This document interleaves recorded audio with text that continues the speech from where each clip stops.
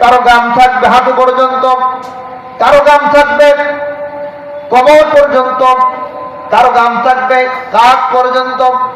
ওই মুহূর্তে দুনিয়াতে আল্লাহ পাক রব্বুল আলামিন একটি আমলের পরিবর্তে, আল্লাহু আকবার, একটি আমলের পরিবর্তে প্রথম রব্বুল আলামিন যাকে জান্নাতে ডাক দিবেন, আউয়ালু মা ইউআ ইলাল জান্নাহ আল হামিদুন।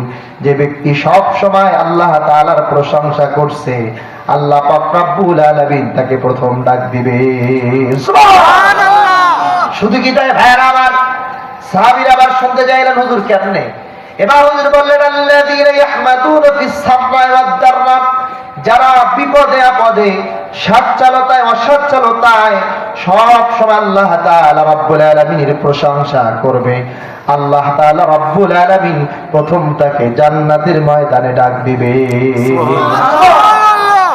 এজন্য আমি কিন্তু আপনাদের থেকে আওয়াজ দিয়েছি, রব্বানা লাকাল হামদ হামদান কাসীরান তাইয়্যিবান মুবারাকান ফি, বলেছেন না?